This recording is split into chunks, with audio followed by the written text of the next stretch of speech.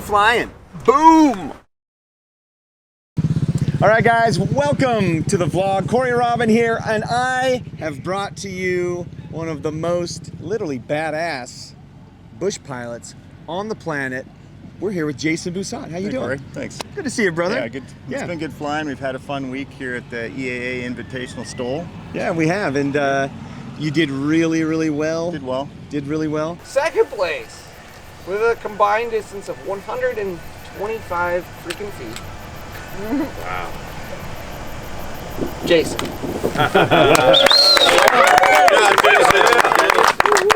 And so let's get right into what everybody wants to know. Who is Jason Busat? Like, where are you from? Tell us a little bit about who you are. So I'm from Alberta, Canada, and one of my primary businesses now is I actually build these engines. So I'm the Edge Performance from Norway, the North American dealer. And we have a couple sub-dealers in the US that work with me, and great guys, and they have great shops also. And so yeah, we build these engines and we do the experimental Yamahas, and we work on the Rotaxes a lot. So we have fuel injection systems and big bores, complete engines. We do rebuilds, and then I like to do this for fun. Okay, how do they find your company? So we have a website, so it's www.badasspowersports.com, and or the Edge Performance site will direct you to me as well. Excellent, excellent. So tell us a little bit about the engine and the aircraft that you're, you know, I'm telling people as they're you know, asking questions, and I'm like, it sounds like a TIE fighter from Star Wars coming in for a landing, just screaming in. Like it's amazing. Angry Hornet. Yeah. Especially when I take the exhaust off for competition.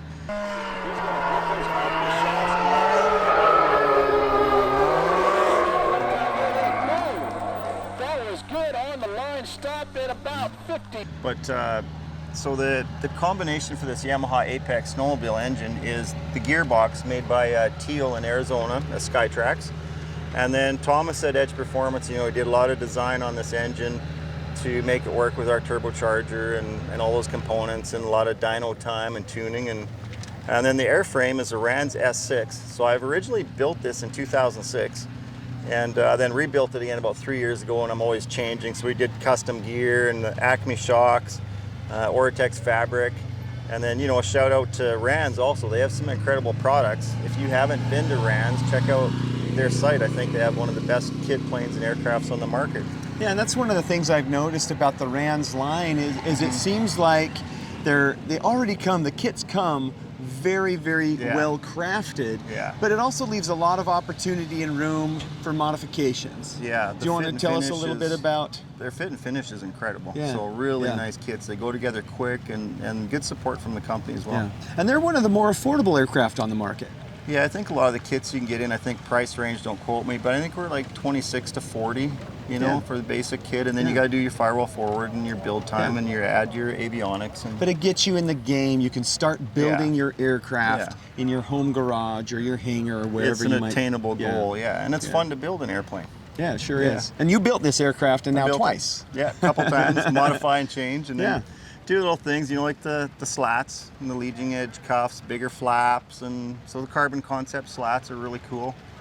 And yeah, it's fun. You always have to do a lot of custom stuff. You know, I had to build the motor mount, I had to modify the oil tank, and, you know, change. There's lots of stuff you got to build, but it's pretty cool doing it. Let me ask you about the engine a little bit more. What kind of horsepower are you seeing in this particular configuration? And then from the factory, because I know you've got some super secret Jason mods in there. What can people expect if they go to Edge Performance and purchase a Yamaha Apex? So our Yamaha Apexes, we have a stock version. So it's 150 to 160 horsepower, naturally aspirated.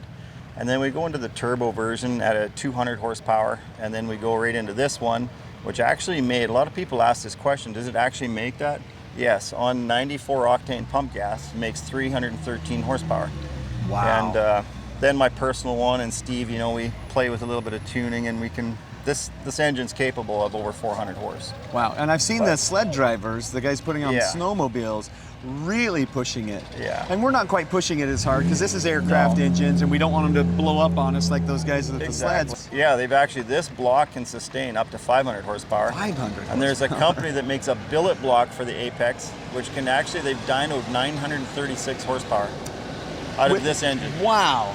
Yeah. Wow, It's pretty that crazy. is absolutely fantastic. Well, walk us around and show us some of Yeah. the modifications you've made. So one of the big things, I guess, on this for me in backcountry flying is the bush tires. And, we modified the brakes, so it's got double brakes. And then I built my own landing gear and the Acme suspension. And those guys have been really instrumental in helping me in advancing the Stoll sport. They're great tech support. They're always there for me. They always answer the phone. They come help when I need to make changes. So they've been pretty good guys. I notice this fun little accessory. Yeah, that's just an overflow tank. So I do have the ability to put nitrous on this motor, but I think we're limited right now with the propeller in harnessing that really high horsepower. Say if I go to 400, we're already flying and I'm not harnessing it with the prop yet. So there's going to be quite a bit of playing, I think, in props to get to where I can harness a little bit more power. But the only reason we need that is competition, and it's not an everyday, real-world thing. And I've noticed, when I had my engine hopped up with a little more horsepower, you're using it basically to take off, and then you're immediately coming back anyways. So. And this thing is, a few seconds of climb out at full power.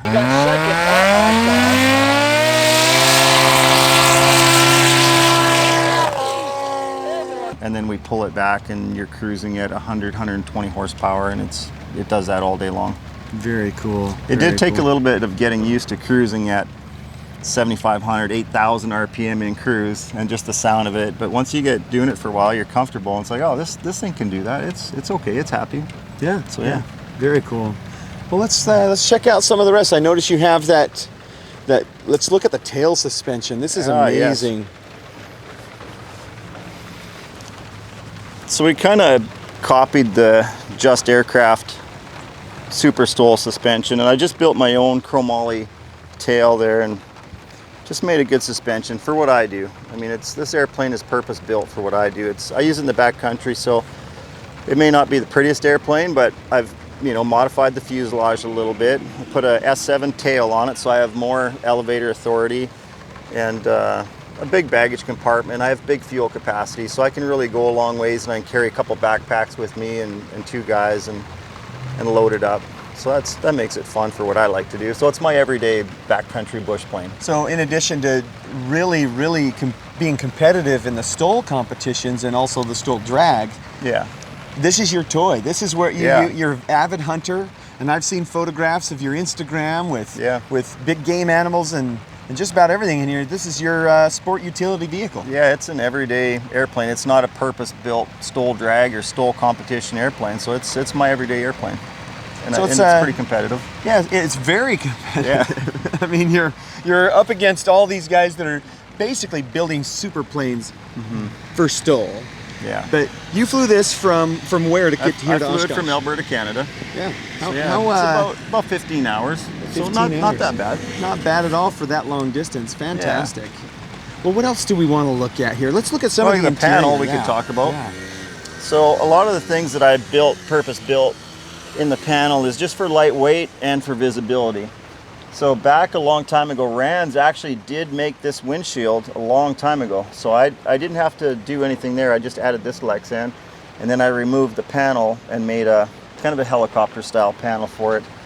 And I kind of set up everything for backcountry in the need of an emergency. So I always fly with my hiking boots when I'm in the backcountry, and I have my GPS that is removable. So I have a source of finding my way if something did ever happen.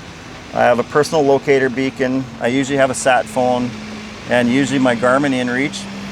And so everything's kind of portable, and quite often I do have a radio in my survival kit as well. So I have like 5 or 6 tools that are all portable that come out of my airplane and can go with me if I ever need to go somewhere or do something. So I kind of plan for that sort of stuff. And, in the backcountry, I usually have a tent and stove, a couple days of food, and tool kits and all that kind of stuff. So yeah, you can pretty much do a lot of things. Yeah. Well, I gotta tell you, it looks fantastic. The visibility is tremendous. It's as good as you can make it for a side-by-side aircraft. Yeah. So fantastic. Yeah. Amazing. Well, it's starting to rain and come down here, so let's go ahead and end it there. Batten down the hatches and get ready for the storm. We got to kind of get our airplanes ready for the storm. Really quick before we go, how do people find you on the internet if they want to follow you? So internet, I'm not like a high profile guy, but I do have Instagram at Stole Hunter. Okay, great. And that's just STOL and HUNTER. And Excellent. yeah, and then I'm on Facebook just under my name. Excellent.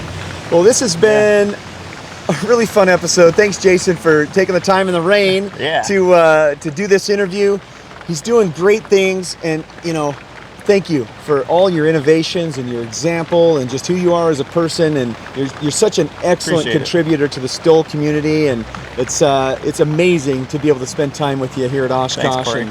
I appreciate it. Yeah, it's always fun flying with you. Yeah, it sure is. Yeah. Thank you for watching. We'll see you on the next one.